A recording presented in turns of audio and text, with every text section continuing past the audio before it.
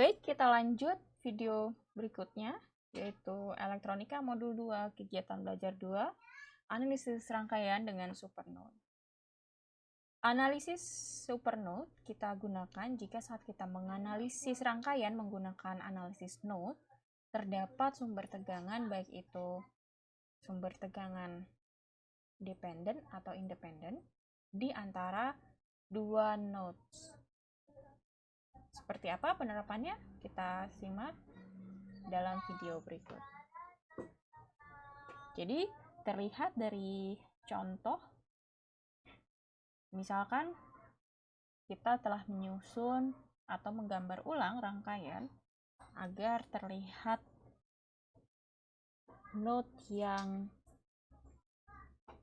akan kita tinjau. Di sini terlihat sudah mendapatkan 4 titik node gitu ya, 4 simpul. Yang paling bawah ditentukan sebagai reference node atau node referensi. Kemudian ada node V1, ada V2 dan V3. Namun ternyata di antara V2 dan V3 hanya ada sumber tegangan independen. Di dalam contoh gambar ini 22 volt sumber tegangan independen. Tentu tidak bisa kita langsung terapkan menggunakan analisis node biasa. Karena saat kita meninjau suatu node, maka yang kita terapkan adalah KCL atau Kirchhoff Current Law. Sehingga kalau kejadiannya seperti ini tidak bisa kita terapkan langsung. Lalu bagaimana? Maka kita akan membuat node V2 dan V3 ini sebagai seperti dalam satu node besar. Oleh karena itulah namanya supernode. Untuk lebih jelasnya kita akan gunakan contoh yang berbeda dari video sebelumnya. Kita akan coba gunakan contoh dengan variasi sumber arus dependen dan sumber tegangan dependen. Baik, misalkan kita punya rangkaian seperti pada gambar, kemudian sudah ditentukan node V1, node V2, node V3, dan node V4. Kemudian ditentukan juga besar tegangan sebesar Vx, yaitu tegangan pada resistor 0,5 ohm, dan tegangan Vy, yaitu tegangan pada resistor 2,5 ohm. Jangan lupa juga diperhatikan polarisasi dari tegangan. Jadi tanda dan posisi plus minus juga nanti akan kita pertimbangkan dalam perhitungan. Baik, selanjutnya kalau misalnya kita lihat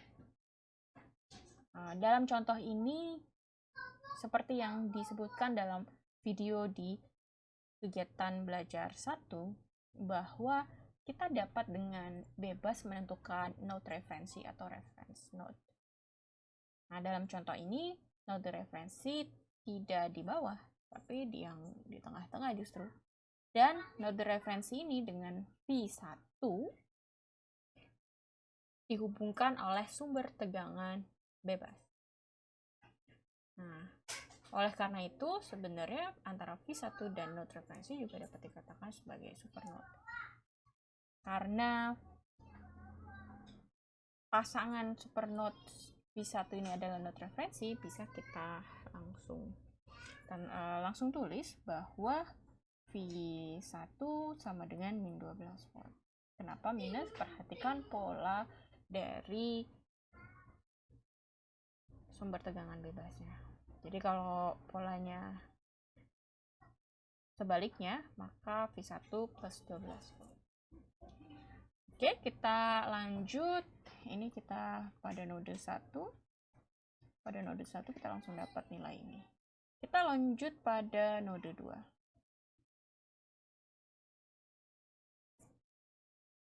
Pada node 2, kalau kita lihat dari gambarnya ada 3. Ini kita dapat selesaikan langsung seperti pada bab 1 ya.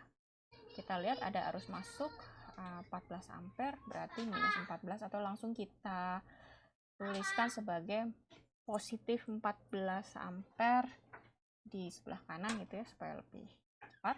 Kemudian yang sebelah sini ada V2 min V1 per 0,5 ohm ya. V2 min V1 per 0,5. Kemudian yang sebelah kanannya ada V2 min V3 per 2 ohm. Kemudian pada node 3, perhatikan node 3, dia terhubung dengan V2, terhubung dengan node reference, terhubung dengan V4. Kita lihat pada node 3 dan node 4, dia terdapat sumber tegangan dependent atau sumber tegangan tidak bebas ya. Sehingga dapat kita terapkan supernode di sini. Jadi kita menganggap node V3 dan node V4 menjadi satu node besar. Kita bisa tuliskan bahwa V3 min V4, perhatikan polaritas dari sumber tegangannya. Ini dapat kita tuliskan 0,2 VY.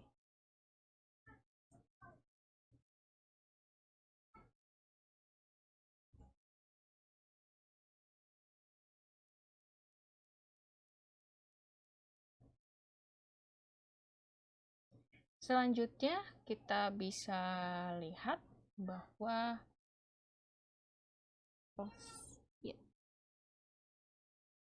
kita lihat hubungan di V4 ke V1 ya.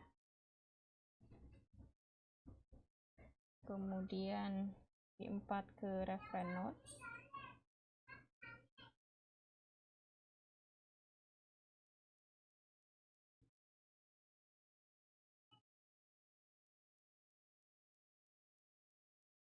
Ya, kita lanjut. Karena V3 dan V4 ini kita anggap sebagai satu supernode. Tadi sudah kita lihat juga dia akan berhubungan dengan V1 terhubung di 2,5 ohm. Kemudian terhubung juga nanti dengan reference node ya, melewati sumber arus dependent 0,5 Vx, dan V4 terhubung juga dengan node reference ya, terhubung oleh resistor 1 ohm. Baik, selanjutnya masih di supernode 3 dan 4, kita tuliskan yang sumber arus dulu ya. Sumber arus yang masuk berarti dia minus 0,5 Vx, atau langsung kita pindah ruaskan gitu ya. Jadi 0,5 Vx sama dengan yang pertama terhubung dengan resistor 2 ohm, di sebelahnya ada V2, berarti V3 min V2 per 2 ditambah, kemudian yang ini ya, karena V3 dan V4 tadi sudah kita tuliskan di atas, maka kita tuliskan yang V4 terhubung dengan V1 dengan V reference dulu ya, berarti V4 min 0 per 1 ohm. Kemudian baru yang sebelah sini ya, yang sebelah sini terhubung dengan V1, berarti V4 min V1 per 2,5 ohm. Berarti kita sudah punya berapa persamaan? Sudah punya 4 persamaan ya. 1, kemudian 2, 3, dan 4.